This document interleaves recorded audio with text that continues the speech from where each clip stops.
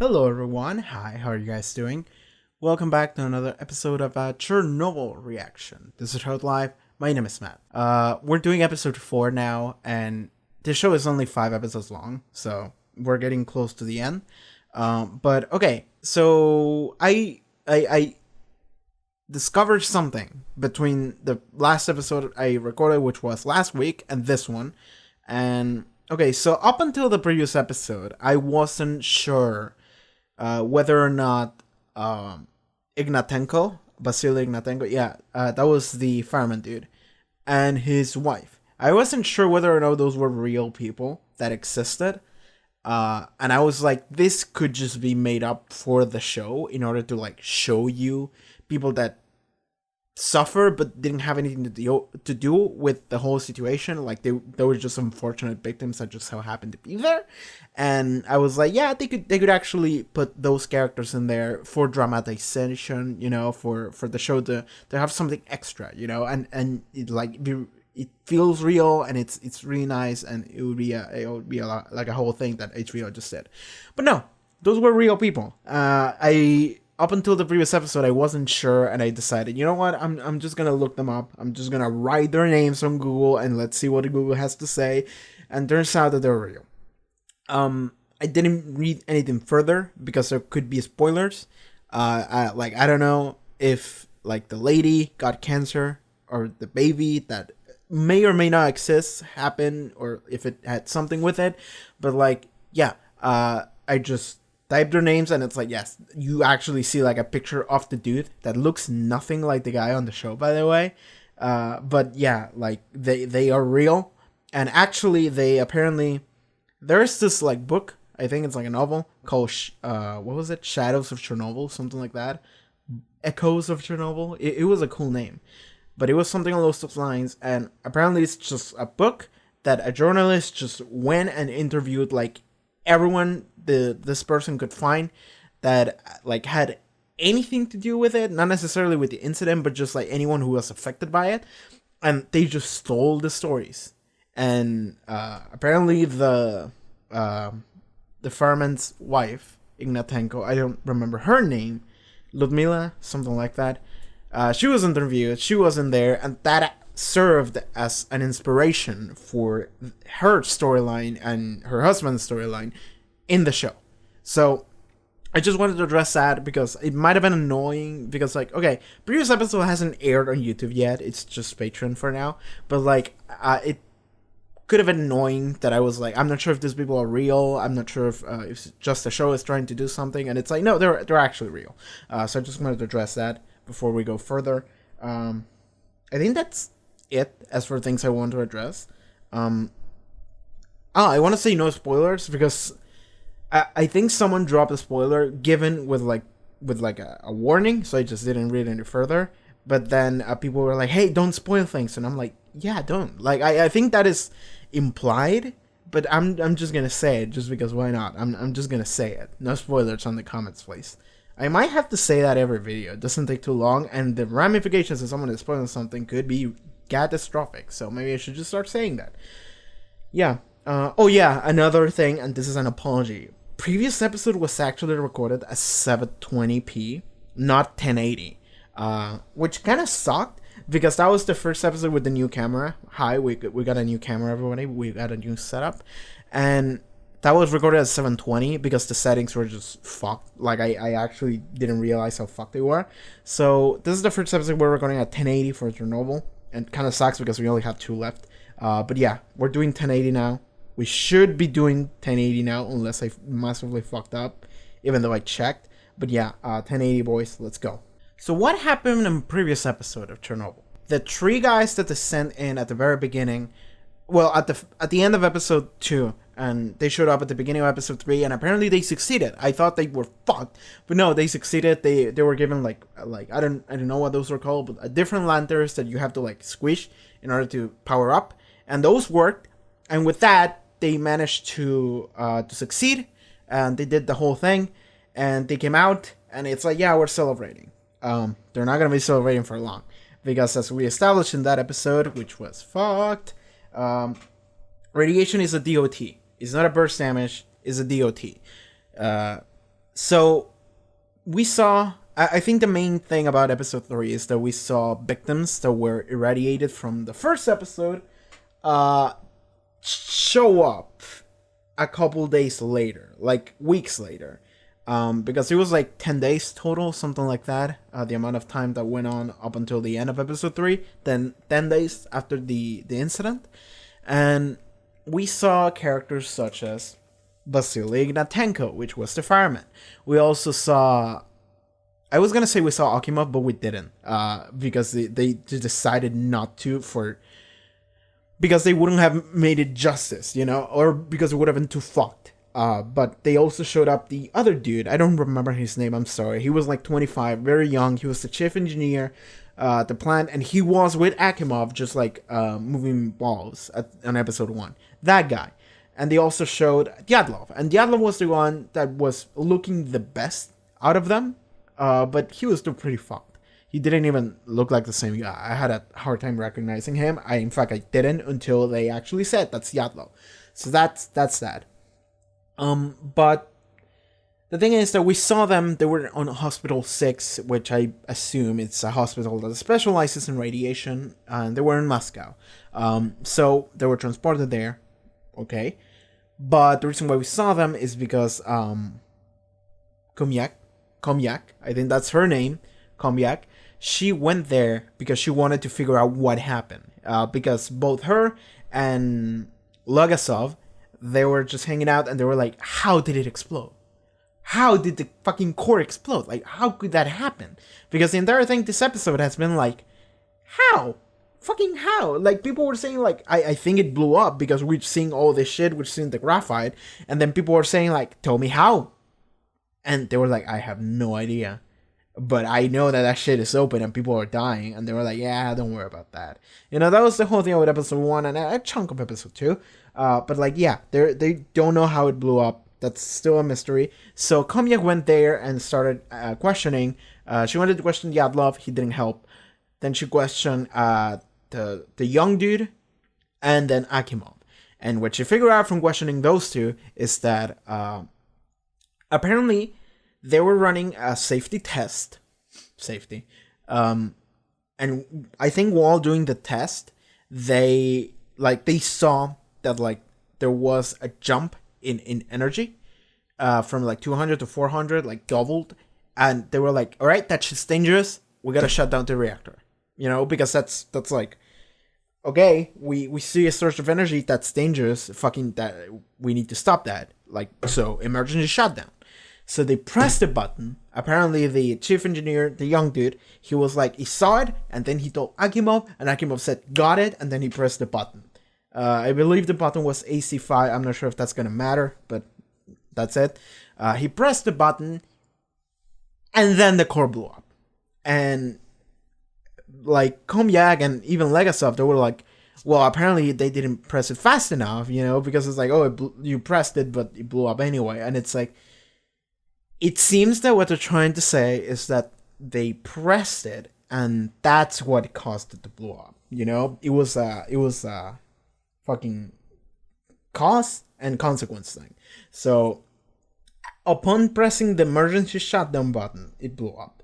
So what I intuit from that is that it could have been a thing of like, it was a fault. Like, whenever they were designing that mechanism, someone fucked up, and upon pressing the button that activates the emergency mechanism is actually faulty, and that caused it to blow up because it did like the opposite of what it was supposed to do, you know?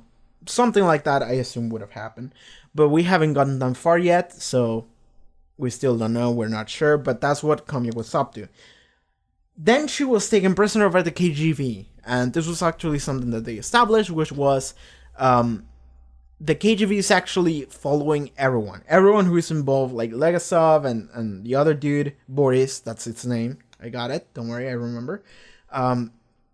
They were following them, they were following like literally everyone, because the KGB, they need information, and they have this saying that is trust but verify, you know? It's like, you don't trust us, and it's like, yeah, I trust you, but trust but verify, you know? We gotta verify here.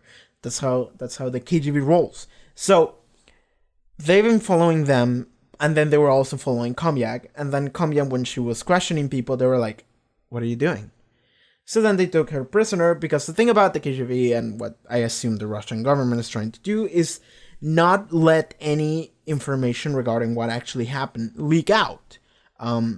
Because they just want to appear good. Even though like the entire world already knows that the plant blew up and how fucked things are.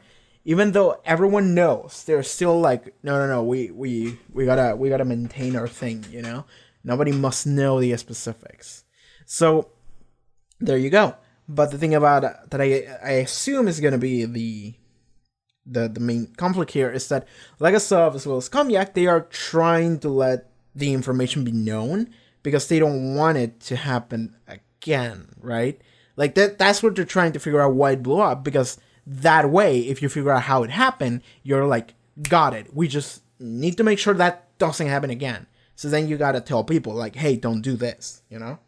So I assume that's might be a conflict of some sort, because it's like they are trying to understand what happened and let the information be known to the public, but the KGB doesn't. Like the Russian government doesn't want to. So that could be a conflict. That could be a conflict we go into. And in fact, I'm remembering now, at the beginning of episode 1, Legasov is recording a lot of shit on the tapes, and while we didn't get to listen a whole lot, we listened a little bit. It's like, okay, Legasov might have been like compiling everything as a last effort to do with his life, and because then he committed suicide, you know? So there you go. That might be a thing. Because he recorded everything and then he hid the cassette tapes, right? So that could be a thing that he did as a last-ditch effort. I wonder if that's real. I mean, it has to be, right? Because the thing about the show is that it consistently... I don't know to what degree things are or aren't real. Like, a lot of it is like, this actually happened. You know, it's like a documentary. But a lot of it is like, okay, this is dramatized. You know, it needs to be a good, proper drama show, not just like showing you a documentary. But to my understanding, it actually just shows me what actually happened. It just shows me true things. No characters are fake. They could be. Like, that's the thing, is that, again, I don't know to what degree, but it seems like everything actually happened. Then it's a matter of like, well, the directing and the dialogue and all that stuff could be a little bit different, but the scenes in question seems like they all happen. So there you go. We got that. It seems that they did a lot of really good research for the show, and I'm honestly surprised. But okay.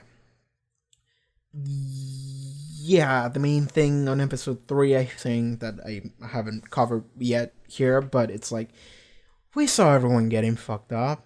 Like, how fucked up they got days later because of the radiation poisoning. And we actually got an explanation as to why that happens by Legasov. And it's like, yeah, your body just melts. And like, for a while, for a couple days, it's gonna look like you're actually getting better. But then it's like, you know, your bone marrow is gonna die, your fucking blood vessels and arteries are just gonna split open, and you're gonna rot. As if you were dead, but you're not yet. So that sucked. And we saw it the most with what was his name? I forgot. Ignatenko, the fireman. Because we saw him fine, but red, and then we saw him red? You know, with like no skin and almost no hair. Possibly blind, I don't remember. And then we saw him as just a mummy. Just fucking black, this rot zombie that didn't even look human anymore. And even like one of the nurses said something like that. He's not your husband anymore. He's something else, you know? So that was fucked. And we saw him with the engineer dude. And then Akimov, we didn't see it. But Komyak said like he didn't have a face. And I'm just like, yo. So it's like, yeah, we saw shit go down. And then at the end of the episode, yeah, the Ignatenko died. And then we saw the wife just like watching his body get buried alongside like other like firemen that were there. So there you go. That's what happened. So with that said, I think that's as good as a recap as I can get. We've been talking for longer than I thought we would be. Fuck it. Let's just start. Chernobyl. Episode 4. Let's go. Oh, the fucking miners! I forgot. Yeah, I like the miner, dude. I've lived here my whole life. You're not Right gonna here, leave. that house, this place. What do I care about safe? This is your last warning. I get the feeling he's gonna execute the cow and not her. There you go. 4 months. Why is the core still exposed to the air? Why have we not already covered it up? We want to, but we can't get close enough. The debris on the roof is graphite from the core itself. Until we can push it off the roof back into the reactor, it'll kill anyone who gets near it. Remote control bulldozers in Afghanistan. Too heavy. They'd fall right through. So then, Moon rovers. Under no circumstances can men go up there. Wow. Robots only. The particles literally shred the circuits in microchips apart. If it's Yeah. more complicated than a light switch, Masha will destroy it. Bacho. Okay. What up, Bacho? Pavel. What up, Pavel? Oh, I wasn't in Afghanistan. I'm not in the military. They're running out of men. Yeah, they're getting random civilians instead of military. We do animal control. Ooh, okay. Animal control. Yeah, they're radioactive. So they have to go. But it's not hard. They're mostly pets. They're happy to see you. They run right up to you. Bang. You load the alright. bodies on a truck, dump them in a pit, bury them in concrete, and then we drink. I need to see the following documents. They're listed as permission only. She can have that one. Only one. Okay. The amount of work that they had to do in order to deal with this shit. tell me when we're ready to move it. To think that's what we put on the moon. I'm not that one. I know not that one. Central Committee have informed me that they may have found something that could work up there from the outside. It's a German police robot, but West German, so as you can imagine, that wasn't an easy conversation to have. Keeps moving. We have to be really careful, dude. Very careful. Wally, what's that? Smile. We got something going. I like this. Like the little moments of humanity. I have no idea what would have gone here. Void coefficients have nothing to do with AZ5. There, now you can go. Oh, you think the right question will get you the truth? There is no truth. Ask the bosses whatever you want, you'll get the lie. And I will get the bullet. One, don't point this gun at me. That's easy, right? You can point it at this piece of shit. I don't give a fuck. Never me. Two, if you hit an animal and it doesn't die, keep shooting until it does. Don't let them suffer. Or I'll kill you. Understand? This guy reminds me of the guy who made A Way Out. What's the dude's name? Joseph Fares? And that was the guy's name. Googling Joseph Fares Chernobyl, I got to the article of Fatih Fares, which is his brother. That guy is Fares Fares. That guy is the brother of the guy from A Way Out. Wow, I cannot believe. No, okay. Fares Fares is the guy from A Way Out. Joseph Fares made the game. Fares Fares is the actor. So that's just the guy from A Way Out. I was like, that's exactly his face. That's his voice. And I was like, that looks exactly like him. He's from A Way Out. He plays Leo. Alright. It's whimpering. Finish it. Finish it.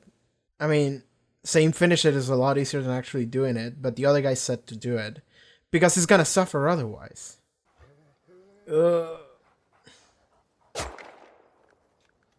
Don't let them suffer. Sorry. This happens to everyone the first time. Normally when you kill a man. But for you, a dog. Afghanistan. We were moving through a house, and suddenly a man was there, and I shot him in the stomach. I was so scared I didn't pull the trigger again for the rest of the day. And I thought, well, that's it, Bacho. You put a bullet in someone. You're not you anymore. You'll never be you again. But then you wake up the next morning and you're still you. And you realize that was you all along. The happiness of all mankind. Title drop. Alright. Joker. That's the name of it? I saw Joker recently. It was a good movie. Germans. Reverse one.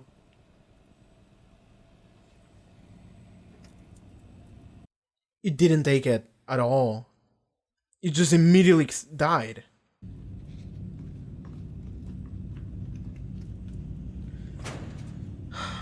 Of course I know they're listening! I want them to hear! I want them to hear it all! You know what we're doing here? Tell those idiots what they have done! I don't give a fuck! Tell them! Don't tell them! Please go! Don't tell me the joke! Tell fucking Gorbachev! Tell them!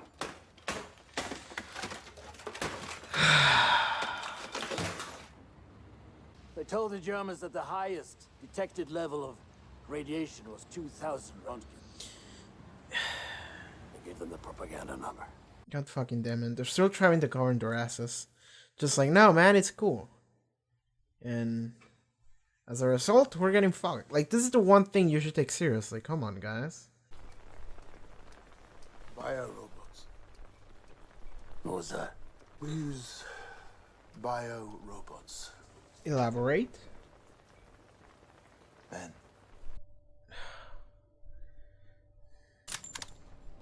So I take he's gotten used to this by now. Are you gonna find like a basket full of puppies? Something like that. I think it did. I think it fucking did. Yep.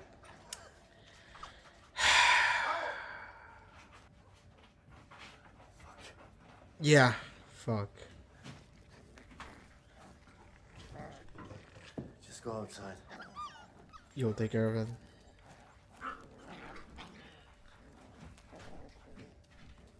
Go. Oh yeah, and then they have to drag the bodies to bury them, right? Ugh. I mean, you can tell that those are not real, but like, still. It's just a truck full of that shit. Just every day, this shit.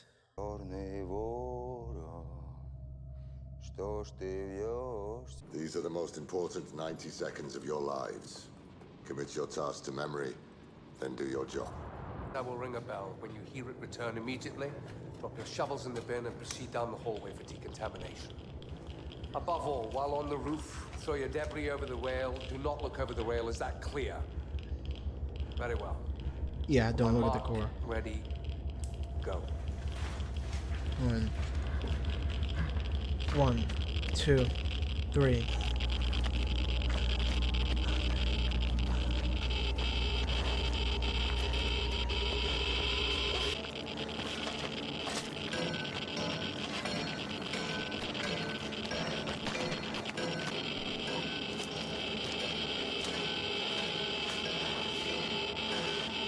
Oh, he got stuck in a piece of graphite.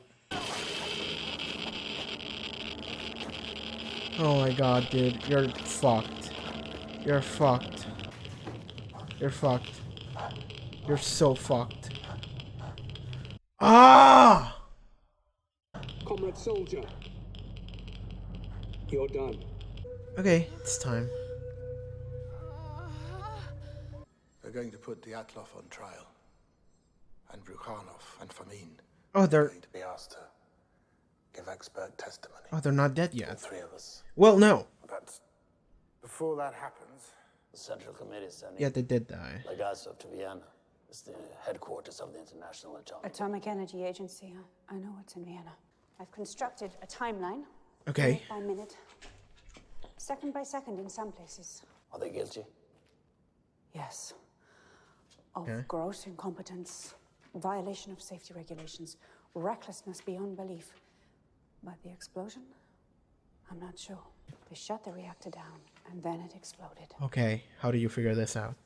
I think this article may have the answer. But 2 pages have been removed. You've seen this before. Please believe me when I tell you that I had no idea it could cause an explosion. None of us knew. 1975 at an RBMK reactor at Leningrad, a fuel channel ruptured. The operators pressed AZ5, but instead of the power going down immediately, for a brief moment, it went up. How is that possible? Well, this is the very question posed by a colleague of mine named Volkov. He's the one who wrote this article. When an RBMK reactor runs at low power, it's notoriously unstable. If the boron control rods are completely withdrawn from the reactor, when they're put back in, the first thing that enters the core isn't boron. It's graphite. Why on earth would they press that button? They didn't know. Volkov warned the Kremlin 10 years ago. There could be no doubt about the supremacy of the Soviet nuclear industry. Oh. The KGB classified it as a state secret. And remove the pages. So it is their fault. Yes. But not only their fault. It's everyone's fault in a way. No. Is that what you're going to say in Vienna? You can't possibly be that naive. There are 16 RBMK reactors running in the Soviet Union right now. We have to fix them. The only way to do that is to go public. Force the Central Committee to take action. What you're proposing is that Legasov humiliate a nation that is obsessed with not being humiliated. We can make a deal with the KGB. You'll leave this information out in Vienna. They quietly let us fix the remaining reactors. A deal with the KGB. And I'm naive. Right. I've known braver souls than you, Hamyuk. Men who had their moment and did nothing. Because when it's your life and the lives of everyone you love, your moral conviction doesn't mean anything. It leaves you. The name Vasily Ignatenko. Fuck, damn it. He was a fireman. He died 2 weeks after the accident. I've been looking in on his widow. She gave birth. A girl. The baby lived for 4 hours. Said the radiation would have killed the mother, but the baby absorbed it instead. And to hell with our lives. Someone has to start telling the truth. You are the last of 3,828 men. You have performed your duties perfectly. Not all of Good them. health and long life. That's not gonna happen.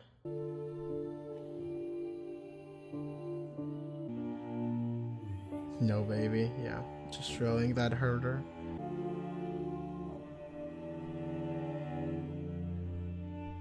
Fares Fares, there he is. There is Fares Fares. So the episode didn't really give me a lot of time to talk about it, but Fares Fares was playing Bacho, whatever you want to call him. I don't actually know. Awesome.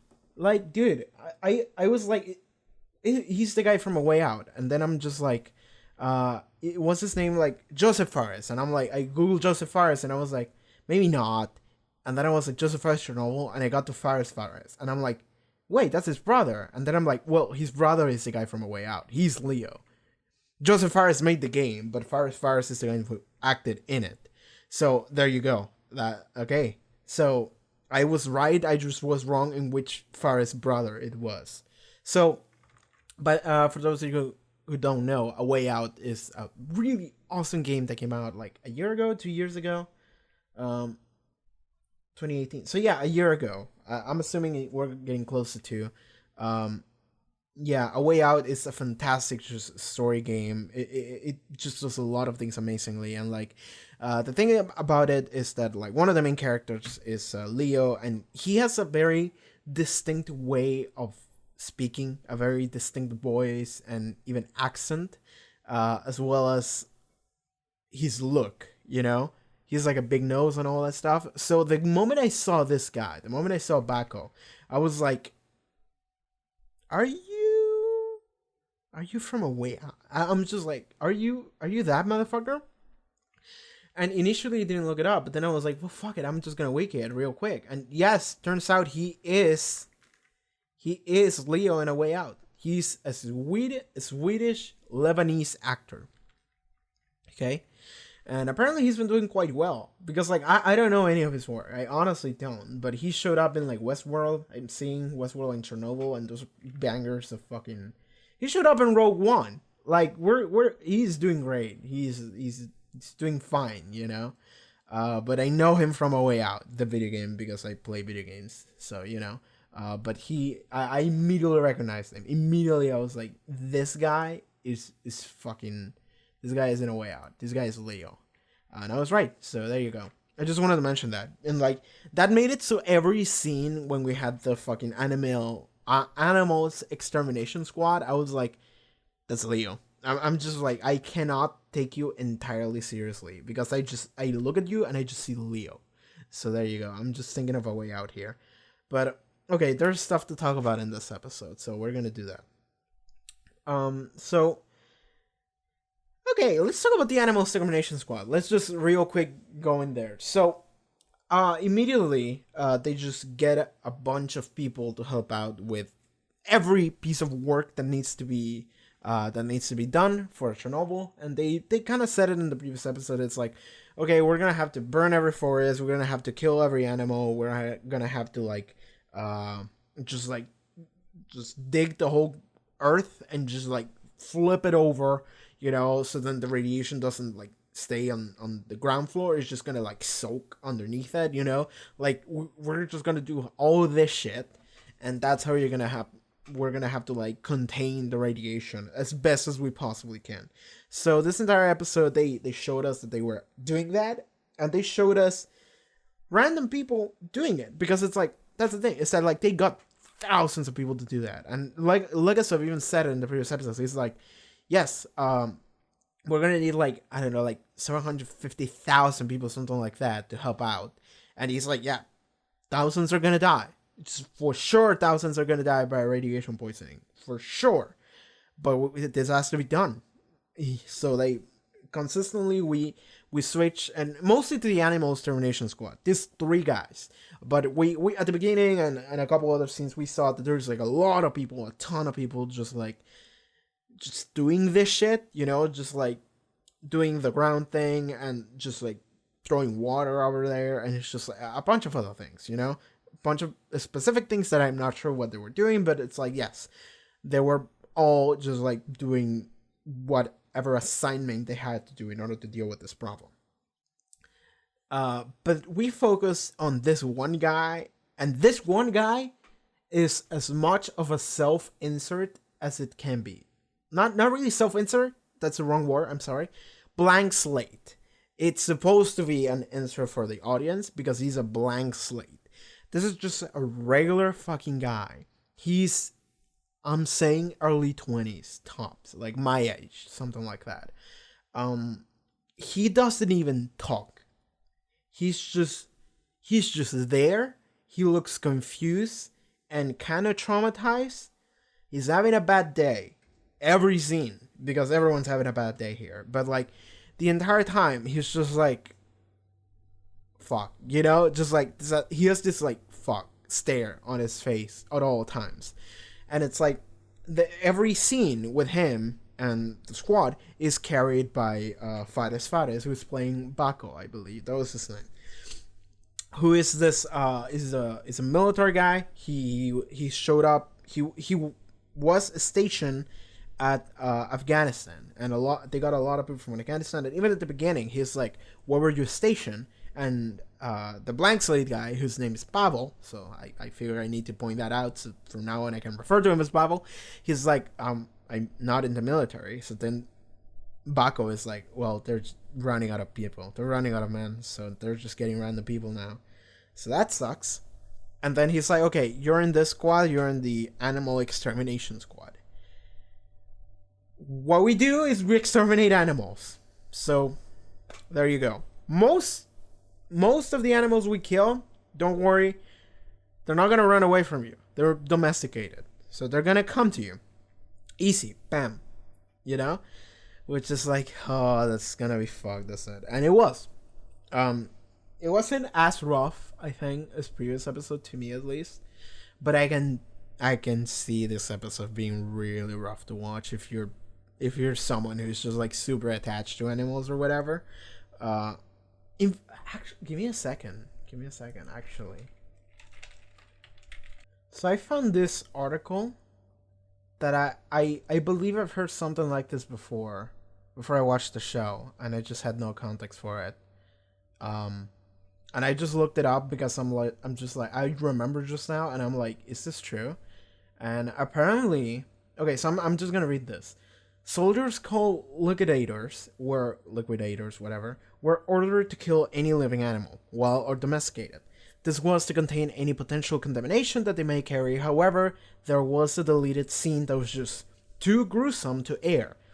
This scene involved a live pet being thrown into the death pit, as well as the liquidators about to shoot said pet. However, they ran out of bullets right before the concrete pours over. Yeah. Like, apparently they toned down that scene, and I'm not sure if that is true. I just remember reading something about that, and I just looked it up just now because I wanted to know. But apparently that scene was shot, and then they just toned it down because they were like, I quote, apparently they said something like, there is a difference between showing you what actually happened and being too mean. And I felt like if we showed that scene, it would have been too mean. So we just decided not to put that scene into the show. And apparently we got it right because that was hard enough for people to watch. And I'm just like, ooh. So also apparently that actually happened. The liquidators, the animal extermination crew, that actually was a thing that happened. And I'm just like, yep, I believe it. I believe everything the show is showing me. So there you go. I'm not sure if like Pavel and like Baco are real people. Like they might have different names because like they honestly like didn't do like a lot. They just did what they had to do, right? They just shot the animals and that was it. It's just the fact that they have to do it is fucked, you know? The scenes with the puppies, man, that's fucked, man. But there you go, it happened. I just remember and I had to search it, and it's like, dude, if they had fucking shown that scene, and I'm not sure if that scene is true, I'm not sure if it's real, but I'm gonna assume it is. Just the fact that they just go, I'm gonna throw this live dog to the concrete death pit, which is what we saw like one of the final scenes with that extermination squad, which was fucked because like when the truck pours over and you see just tens of corpses, maybe hundreds of dog corpses, just fucking falling, just no problem, just into the pit. And I'm just imagining just like one live dog being thrown in there, and then they go to shoot it, and it's like, and then you see the dog, and I can imagine that they shot it. I can imagine that they just shot a dog being like slowly being covered, and it's like, and then they cut away right before that happens, and you just see the face of trauma of like Pavel or someone, you know? I can just imagine that, and I'm just like, fuck, man. So that extermination squad, animal extermination squad, is like, all right, that's fucked, and like that's I think that was the best way to show what the aftermath was like. And aftermath is like a weird thing here, because we have, in episode 1, we had shit going down and what happened immediately after in the hours that followed, right? Like the day after. Like in that night and the day after, essentially. Episode 2, we saw like the day after that and like a week after. In episode 3, we saw like 2 weeks after that. 3, maybe. And then in this episode, we got like months later. And it's like, whatever they said in episode 3 that they were going to do in order to contain the radiation as much as they could, they did that. They just got as many people as they could just to work on that shit for months. And it's like, yeah, that's it. There we go. And they did an amazing job at showing that through Pavel and Baco and the other guy. I don't remember his name. He wasn't that important. But it was just 3 guys. And it's like, yep, our job is to just kill the animals. Just kill the dogs, all the puppies. Just kill them. Because they don't have to get away. Because it's going to be bad if they do. Our job is to just kill them. Because it will be bad if they get out. Because radiation. They're going to spread this fucking disease. Oh, essentially. So they have to go. And it sucks. But they have to go. And like they treat it in such a way that it's like it's even worse than killing people. Because in a way it is. Like I guess it depends on the person. But it's like fucking Baco is like, he's a soldier. He has killed people. And I can tell that it's probably worse for him to be killing the dogs than to kill people in Afghanistan. You know, he told the story of his first time. And he clearly didn't have a good time with it because it was the first time. And it happens to everyone, like he said. And I can imagine. But I can assume that you're a soldier in Afghanistan. Like, you shoot your enemy and you're going to kind of move on. Not to say that you're going to enjoy it or anything. But it's going to be a matter of like, yep, I've done this already. They used to tell you he was my enemy. I was his enemy. And fuck it, you know. But just killing dogs and fucking puppies. Like, when he walked into the room with the puppies, he just looked at them and he was like, oh, fuck. You know, he was like, and then he was just like, sighed, and he's like, get away. Just go. And then he did the dirty job, and it's like, it's fucked, man. Like, it's really fucked. And like, we get to see Pavel just struggle with, I have to do this, followed by, I got used to it, and I'm just doing this in fucking autopilot, and then I just go and get drunk on vodka immediately afterwards, and that's just my life for months now, you know. And the same goes for like for Baco, because like Baco immediately he's like, listen, 2 rules. 1, don't point your gun at me. You can point the gun at the other guy. I don't give a shit about him, but not at me. 2nd rule, shoot the animal and make sure it dies. If it didn't die at the first bullet, keep shooting until it's dead. Okay? Don't let them suffer. That's literally one of the rules. Just like, and he said, don't let them suffer. Keep shooting until it's dead, or else I'm just gonna shoot you and I'm gonna kill you. Okay? He's just like threat, because to him, that's how serious it is to just like, don't make this animal suffer, because it's like, this situation is fucked. There's no easy way out of it. It's like, we have to kill these dogs. It sucks. I hate it. The best thing we can possibly do is make sure these fucking dogs die immediately and they don't suffer. At least that's the one thing we can do for them. So he is enforcing that as a rule for Pavel. So it's like,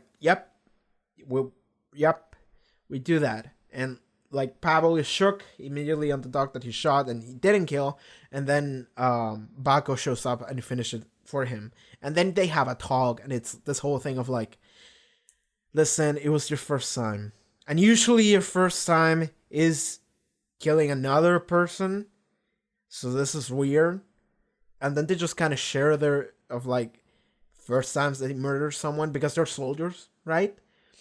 And I like what he said. That was like, he was like, I killed a man and I was so fucking shaken by it that I just didn't pull the trigger the rest of the day. Just shot him in the stomach, and that was it. And I thought, well, there you go. I just murdered a man. I'm not me anymore. I'm never gonna be me, Baco, again. Baco's gone. And then he said he went to bed and woke up the next day, and he was like, I'm still me. I just didn't realize that was me all along. It was just something that I didn't know about myself, that I could just murder this man. But I guess I guess I can, and I guess this is just me now, and it always has been, you know. And it's this weird thing. And then title drop of like the happiness of all mankind, which is what that sign said, and it's like, you know. So, and we get to see that through Baco, who is like a veteran, but for human killing, not for dog killing. But he's still like the guy who's in charge, and he's making sure he's kind of looking over Pavel, who's just having a rough time. He's just having a rough time here, and he almost doesn't talk. He legitimately almost doesn't talk, which is why I say he's kind of a blank slate, because he's supposed to be like, almost like first person, almost like, imagine this was you in this scenario. You're just some regular ass jackass. You're like in your 20s. You never held a gun before. Because of course, why would you? You're not in the military, but some shit happened and they need your help. You go to help, and it's like, all right, here's your gun. Go shoot that dog, and just do that for a couple months. Fuck, man, like, it sucks. It just sucks. Yeah. Let's move on. Okay, so, what else happened in the episode? Things happen. We can just jump right to the end, or we can actually try have some kind of progression here. So we're gonna have some kind of progression. Yeah, they shot the cow at the very beginning. Yeah, just working on the shit. The fact that they got a fucking moon robot to just like pilot and like clean the top of the building from like graphite. The fact that they had that, and just to clean it up, because it's like they only had access to one robot, which they had in Afghanistan, and it's like, no, that's too heavy. So what we got instead, it was moon rovers that we made for the space race, and those are light enough that we can use them to clean this fucking building. And I'm like, that's cool. I didn't know that happened, and I'm sure it did, because otherwise it wouldn't be on the show. Because it's like, wow, I didn't know that we literally use tools for space in order to fix the shit. Because there's nothing else that exists in the fucking planet to actually deal with it. You know, to deal with this rubble from this one building. There's nothing we can send in there that won't immediately just die or just make the situation worse. We need to send equipment that we made for the moon in order for that to happen. That's crazy to me. That's amazing, actually. So there you go.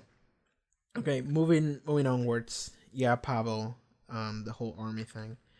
Okay, so is her name Ulana? Ulana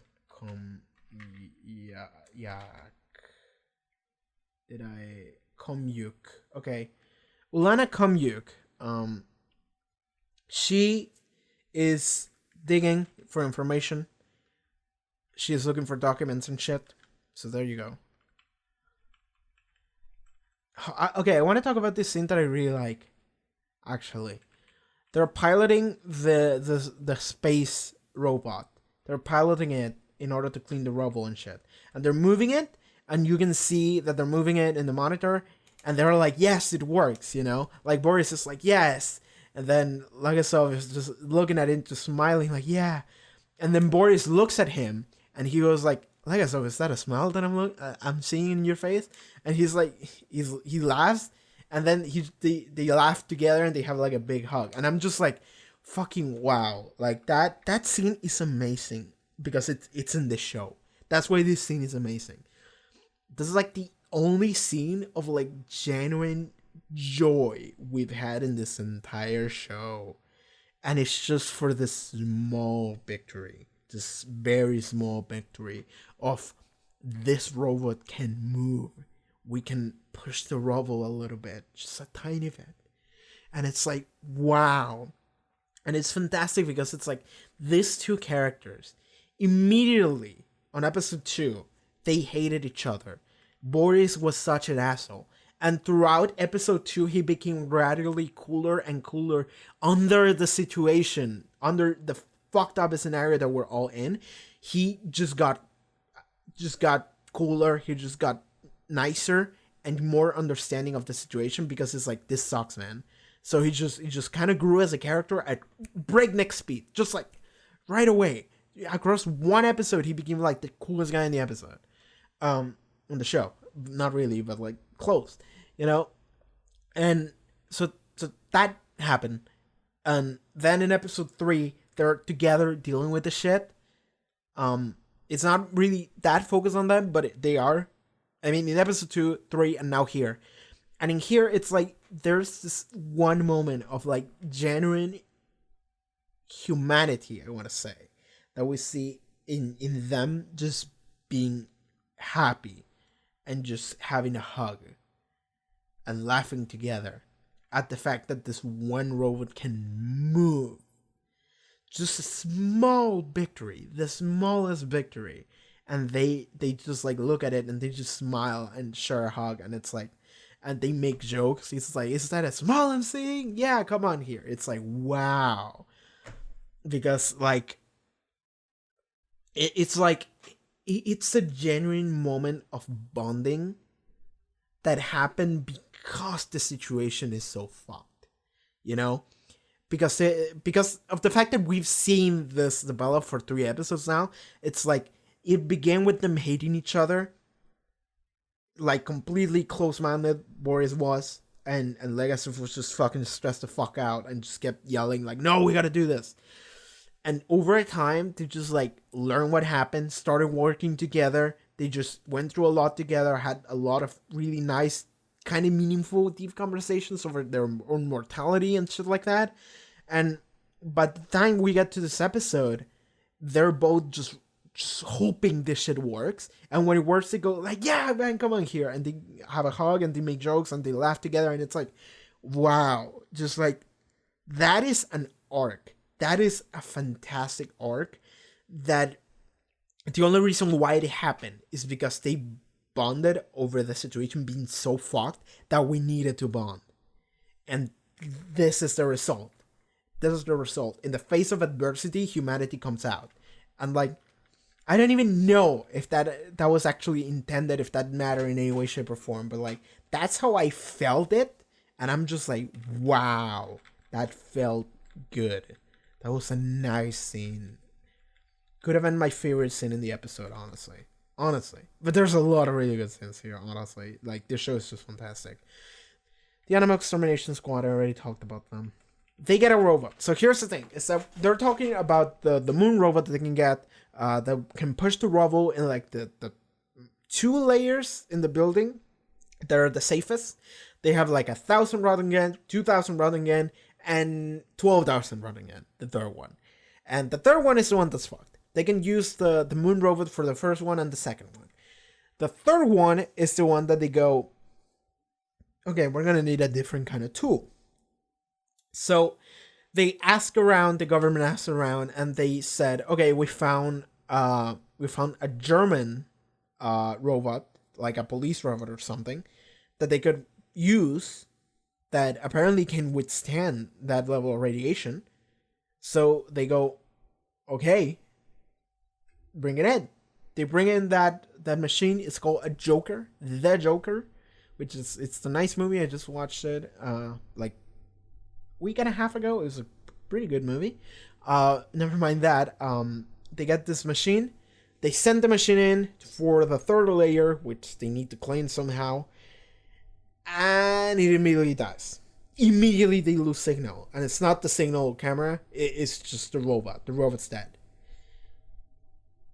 Boris loses his goddamn mind. And he just goes to the telephone and starts talking to whoever's high up that he can talk to.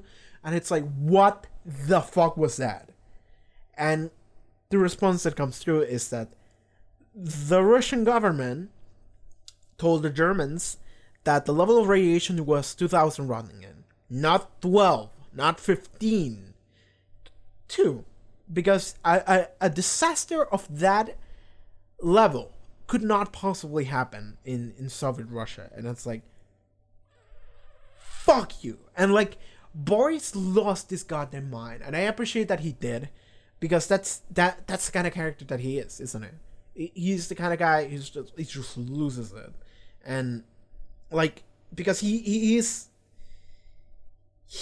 is irrational to some degree, in the sense that like, immediately when we first met him, he was rational, and then he started to like learn and started to like try to understand, and then he's like, okay, this is fucked. I'm just gonna listen to this guy who knows what he's saying, and I'm just gonna let all the decisions to the people that know what they are doing, and I'm just gonna do the things that I know I can do, and we need to work together here, you know. But initially, he was a character that was kind of a douchebag, because he was like, no, we're good. Fuck, I don't know, but it should be good, right? Like he doesn't know, but he's kind of doubling down. It's not logical, but it's because he's afraid of what would be the opposite. Here in this episode, he completely loses his goddamn mind, because it's like, you motherfucker, like, do you understand what's going on here? Like, because like, if we ask for a tool and it's the only hope of fucking sealing this core shut so we can just live, essentially, and they just lied because of PR and sent something that just didn't work, and we just wasted, like, I don't know, like maybe weeks. I don't know how long that would have taken, but let's say a week or days, you know. And it's like, yeah, we're waiting on the rescue robot, and then the rescue robot shows up, and it's like, didn't work. And the reason why it didn't work is because they lied to you. They just lied to everyone, because it's like, no, Russia's good. We good, Chi. We good, Chi. And it's like, fuck off. Fuck the politics, man. Fuck the PR. Like, what's at stake here is way more important. And Boris completely loses his mind over it. And he is within reason of losing his mind. I don't know about just like screaming and just mashing everything and insulting everything and just breaking the phone and just like dragging it outside of the building and just like, I'm not sure about that, but I can follow you up until the point where you lost your shit and you started yelling and shit. It's like, yes, I understand. I mean, even the breaking the phone, all that stuff, I understand that. It's just like, it's like, man, I appreciate that he lost it as hard as it did, because someone had to. You know, someone had to lose his mind over the amount of shitty moves that the government decided to make for PR, essentially, just completely ignoring what's actually at stake. You know, just like, I appreciate that he lost it, because otherwise I would have. Not as hard, but I appreciate that someone within the show is just like, ah! You know, so that was good. So there you go. Then they start thinking, how do we solve this? How we stop the core from being exposed? Because this entire time it's been exposed, because we have no means of fucking solving this problem. So then they think about, okay, we had to do the robot thing in order to like push the graphite. Well, is that okay? So it's not even like stopping the core from being exposed. It's like, we need to push the graphite away from the top of the building. Just like throw it in there, I think. So they're like, okay, what do we do with that? So they go over a couple options. The robot failed, because there's no robot that can possibly do that shit. And then Legasov just goes, we need to send people in. We just need to send people in, because there's like literally no other way. There's no tool in this planet that can help us out. Except for maybe the Americans. Maybe they have something going on, but they're not going to help us. And the Russian government is not going to ask for help from the Americans, so fuck it. You know, fuck it. We need to send people in. So they just grabbed a bunch of random people. I assume they were soldiers mostly. And they just send them in. And it's like, we had this really nice scene. I actually want to talk about it a little bit. So we got a bunch of soldiers, maybe just random civilians, and then they just said, okay, this is what you gotta do. This is the amount of time that you have. If you don't do this correctly, you're gonna fucking die, okay? Okay, so this is what you gotta do. And they just put in all the fucking equipment. They just fucking stuff themselves with lead, with the fucking safety breathing thing, the goggles, everything, the hats, everything. And it's like, okay, go. So then they just run to the building, top of the building. Okay, there's graphite everywhere. We need to grab the shovel and then just like shovel the graphite, just throw it in there. Just fucking throw it in there. And I really like that scene because of the fact that the guy goes, okay, you got 90 seconds. That's it. Go. Like when I ding this bell, you come back. Okay? Okay. So they do that shit. And I like it because I actually counted. Like while it was happening, I counted. And it was 90 seconds. It sure was. I counted up to like 84, but it's because I started counting late. I didn't start counting from when he dinged the bell. But yes, I started counting every second, and that scene lasted. It was one scene. It was one scene. There were no cuts. I don't think there were cuts actually. I'm not sure now that I think about it, but I don't think there were. I think it was just like filming this one guy with a shovel just trying to get the shit and failing and go like, oh, and just threw it out there and then runs and tries to get this other piece of graphite and just goes over there for 90 seconds. When we reach the 90 seconds, bell dings and everyone runs back to get inside. The guy we were following gets stuck. He gets stuck in a piece of graphite, like a metal or something. There was like a thing of metal, a rod of metal that was coming out, and I assume he got stuck there somehow. And then he's trying to come out, like the shovel is stuck, and he's like and he tries to go, and he falls, and then he stands up again, and all that stuff.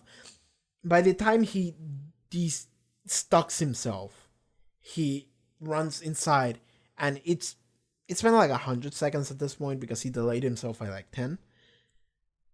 But then he looks at his boot. His boot is open. It's just fully open. Just like open. Probably open by the graphite itself. Maybe like the steel rod that was there. But like the foot that was stuck got open by the debris. So, and like the guy who was just dinging the bell, he just looks at him and he's like, "You're done. All right, next." And that was the end of that. That was the end of that sequence. Just show us people going in, throwing the graphite, doing their best to just fucking do that shit. They showed us one guy. We don't even know his face. We don't even know his name. One guy runs in there, does the thing for 90 seconds, walks in, suits open, you're dead. Move away. Next scene. We never come back to that shit. He's done. That's it. You don't need any more resolution to that. That guy's done. That sucks, man. Okay, Okay, what else can we talk about? Animal Squad. The 90-second scene, yeah. Okay, and then we gotta talk about the wife. Do we save the wife for later? Yeah, let's save the wife for last. Why not? So after this, we got the wife of Vasily Ignatenko. I think her name is Ludmila, something like that, and she is pregnant. She's just sitting there on a bench, all pregnanty. And then she goes into labor. And just random civilians that just happen to be there, they go to her and it's like, oh, trying to assess her. Call the hospital, possibly. I don't know what happened, but she's going into labor. Cool. Then we cut to a scene with Ulana Komyak, and she has been called by I actually forgot, but Komyak was actually trying to get some information out of Dyatlov, and Dyatlov was like, fuck you, get out of my face. That was it. But we learned that apparently she has documents that had possibly like information that was really good here, but like there were missing pages on that document, and she's like, this information is pertinent to this one button, and we need to like figure what the fuck that was. But I don't have the page because it was deemed like classified, so it's been locked away, so I don't have access to it, right? She's talking about this with Legasov and Boris. Is Boris' last name Shergovina? Something like that? That sounds familiar. Boris Shervina. Yeah, Boris Shervina. That's him. So, okay. So she is with Boris and Legasov, and she tells him about this. Well, the reason why she called him in, they call her in, is because it seems like they're gonna have a trial for Dyatlov, Fomin, and I don't remember the other guy. But Fomin and the other guy were the guys in episode 1, and they showed up briefly in episode 2. And those were the guys that they made the initial call, right? Because Dyatlov came in and they were like, okay, Dyatlov, what happened? And Dyatlov was like, it's totally fine. And it's like, it's okay, it's not your fault. And then the other guy was like, of course it's not my fault. I was fucking sleeping. That guy? Okay, so Dyatlov, that guy, and I think the other guy's name is Fomin. Okay? The other guy is like the inspector of like the nuclear plant. So I have Dyatlov, which is the guy that was running the plant at the time. The other guy who's the inspector of the plant, and I assume the other guy is like the guy who built the plant, you know, the politician that made the plan happen. So I assume those are the 3 people. And those are the 3 people that initially made the calls on the first night. So then they're gonna go on trial, apparently. That's what they said here. Initially I thought they were referring to Akimov and the other guy, and it's like, no, they died. They for sure died. So never mind them. So they're going into trial. And also, Legasov is being called to, what was the place? Vienna. Okay, Atomic Energy Agency in Vienna. They called Legasov in there because they want to know what happened.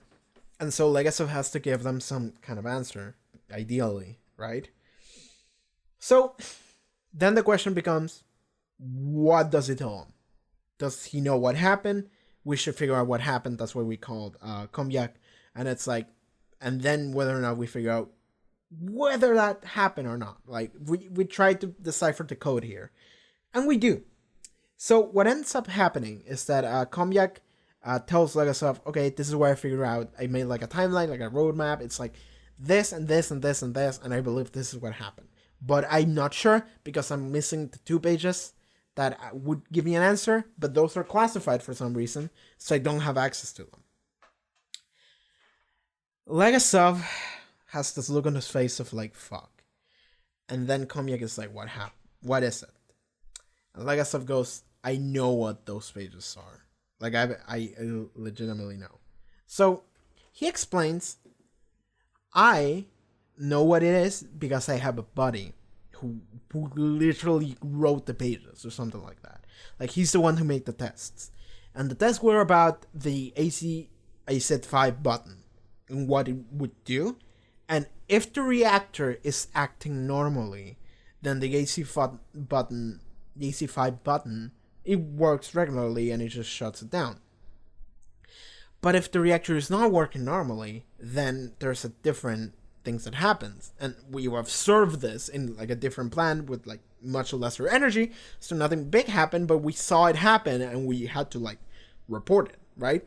So this colleague of Legasov observed that if the reactor is not operating in normal circumstances and then the shit is pressed, then it will essentially cause the adverse effect, because like the material that is supposed to go in there, which is like an isolator, does not go in, and instead is graphite, which is something that amplifies it. So in doing so, the energy release is not lessened, which is what the button is supposed to do, but it's increased significantly. So that's what happened. And even then, like, Legasov is like, I didn't even think that would be what was. Because for that to happen, there would have to be, like, extreme, like, negligence by the people running the show. By the people running the plant. So, yes, we can say that there was some huge negligence happening by Dyatlov and everyone there. So, there you go. That there are people partially to blame. But the other thing, the most important thing to fucking talk about this is that they literally observed it happen. They knew what would happen if this scenario would play out. If this scenario happened, they knew that it would increase the energy and some shit like this could happen.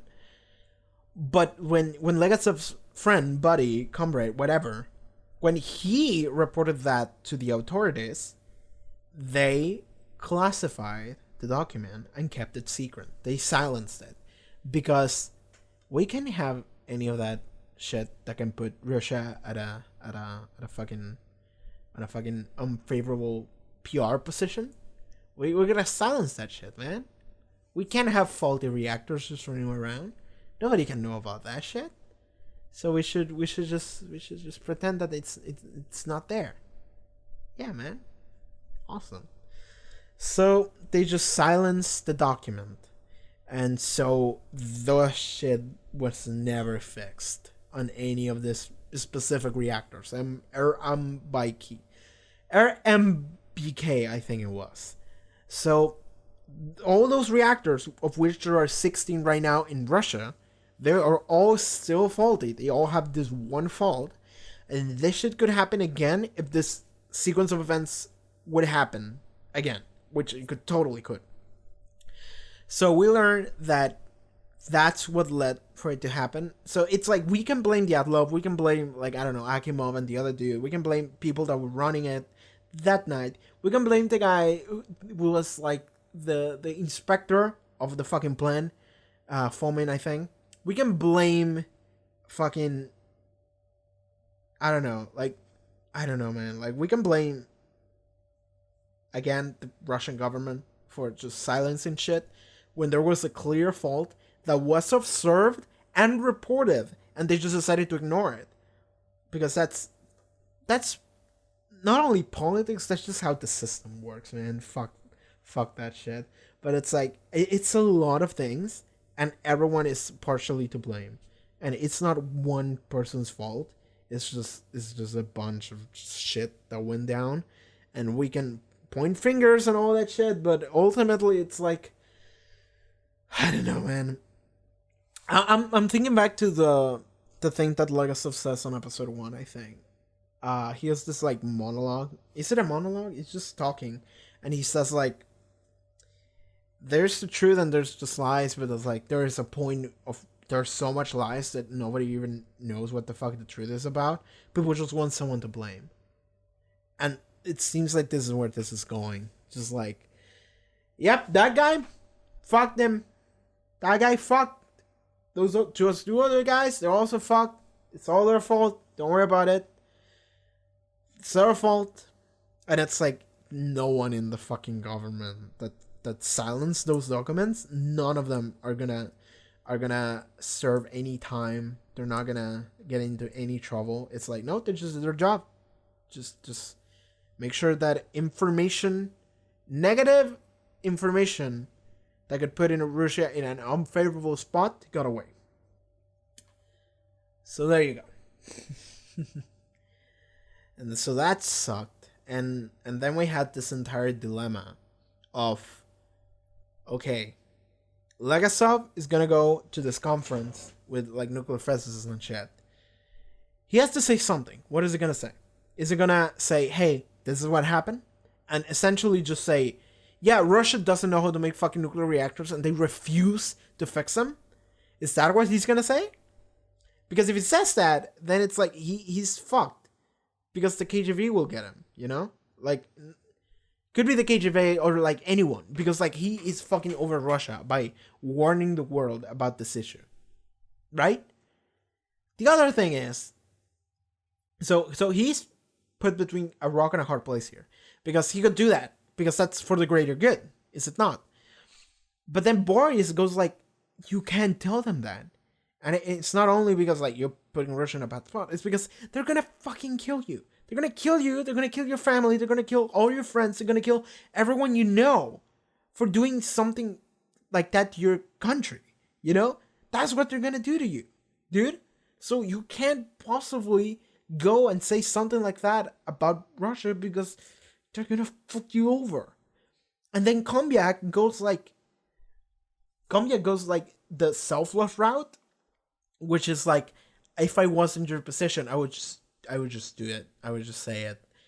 And then Boris, I like this interaction because it's not even like there's good and bad. It's like one of them is advocating for the good and another one is advocating for the bad. It's like, no. Boris goes like, listen, you can say that, but it's not your decision to make. You can say that you would, but it's not. And then it's also the fact that like, when you're in that situation and you have that shit to think about, it's like, I'm not like really good and brave men, and it's like they had to make the choice and like they just chose not to often, because it's like, when you're put in that position, it's like, when you are being threatened with your life and all the people that you care about are also being threatened, just like everything is being threatened to death, and the only thing you have to do is to just shut your fucking mouth and not say that shit, even though it would be for the greater good. If the people that you care about and yourself are being threatened to death, if you open your mouth, it's like, I don't remember exactly how he said it, but it was like, because when it's your life and the lives of everyone you love, your moral conviction doesn't mean anything. It leaves you. And all you want in that moment is not to be shot. And it's like, wow, I like that a lot. Because it's real. It's fucking real, that shit. I appreciate that scene a lot. I like that scene a lot. And then, as a counter to that, because like, so I like that scene. I like what Boris said a lot, because it's like, yeah, like Legacy of is stuck between a rock and a hard place, because it's like, both of these decisions suck. Because one of them is like, I would tell everyone, we gotta fix this shit of generators, and also make sure this doesn't happen again. Because this sucks. If it would happen again, it would be the worst thing ever. And we barely dodged like the worst disaster ever. I mean, it was, but it could have been way worse. Like, entire countries could have been wiped. We literally saw that. It could have happened. So they're like, we gotta make sure this doesn't happen again. Simultaneously, if a man is pointing a gun at you, and also your wife, and also your daughter, and also your dog, it's like, I dare you to make the right moral choice in that moment if it meant that every person in this room gets shot. It's like, fuck, man. So I guess I was just sitting there in the background, just silently, just looking at the floor, just like, I don't know what I'm gonna do. And that's it. That sucks, man. And then we move on to the final scene, which is, we got to see Ludmila, Ignatenko's wife, and in the previous scene, Komyak explains that she has been looking over Ludmila, and that Ludmila actually went into labor, that we saw, but also the baby she gave birth to lived for 4 hours total, because apparently the radiation that would have killed her was absorbed by the baby instead. So the baby died right away on birth. Because, because Ludmila was careless about that. But even then, is like, can you blame Ludmila? Because like, nobody explained to her what the situation was. She was like, he's burned, and it's like, oh my god. Like, I mean, Ludmila was kind of stupid, because like, they literally told her, "Are you pregnant?" And she's like, "No, I'm good."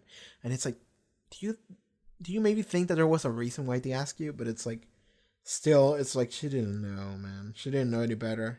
So that baby did not deserve to die. I mean, no baby deserves to die, Let's start there. But it's like, fuck, man, that sucks. So yeah, the final scene is Ludmila just sitting on her hospital bed, and it's this maternity ward. I think that's what it's called. And it's just all these mothers and their babies just laying in bed, and their babies crying. And then we get to the final bed, and there's no baby. It's just Ludmila sitting on the bed, looking at nothing. Just 1,000 years there. And the episode ends. And that was the episode for Chernobyl, Happiness of All Mankind. So, that's how it be sometimes. This episode and the previous one focused a lot more on showing you the human side, like the human life's cost, if that makes any sense. Like the aftermath and what that meant for people, just random people, and what it meant for them, essentially. Because, not only random people, just people in general. Because in episode 3, we got to see people that were involved and how fucked over they got. And also, like, Ignatenko, that was the worst one. And, all the firemen that died and got buried, all that shit. This episode, again, we do the same thing, this time with the baby. And also, just, like, everyone who needs to work on just killing dogs. And as well the dogs, of course. Just, like, the cow at the beginning, too. Just, like, everything. This is what it is. This is how it be. So, this episode is great. I like it.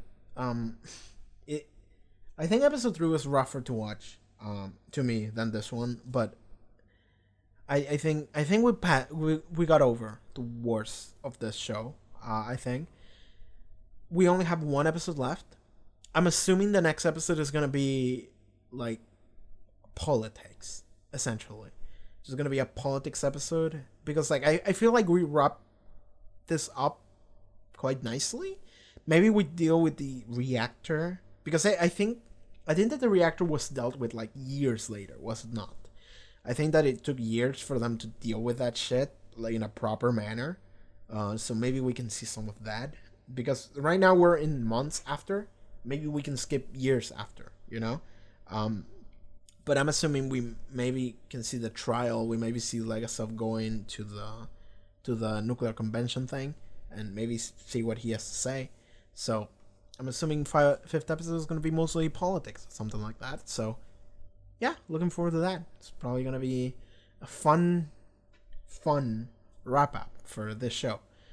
I gotta say, the show has been great. I've been enjoying the show quite a bit. I mean, it's miserable, but it's a great show. It's great as what it's doing. And I understand why so many people have recommended the show and how so many people love it.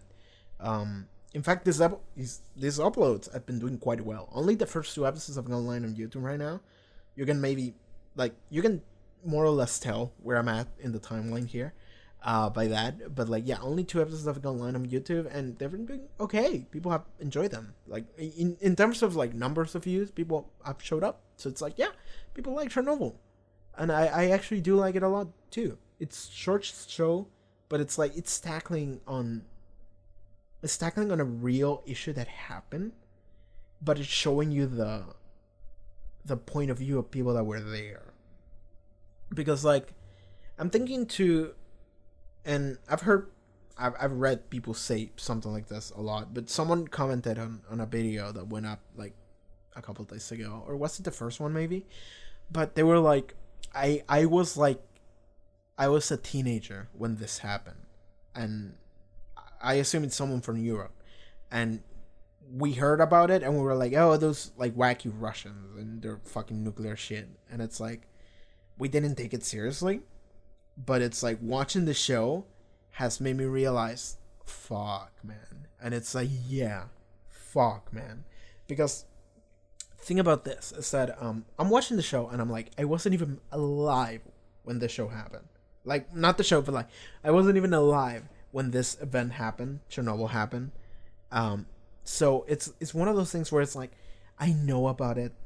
I read articles. I seen it in like history books and shit.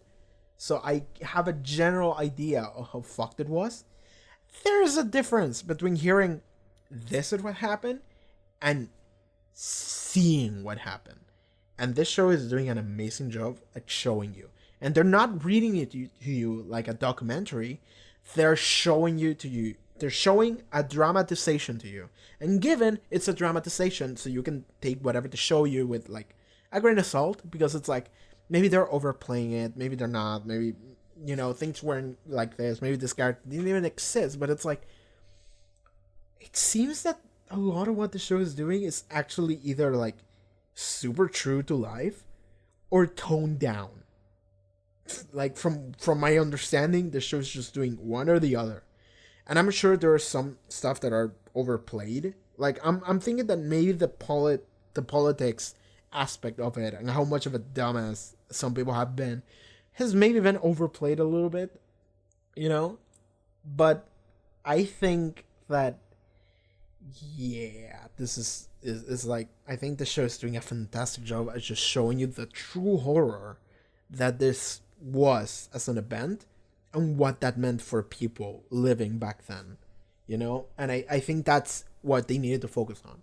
It's not about the reactor exploded, this is why it exploded, all that stuff, even though they're actually trying to figure that out.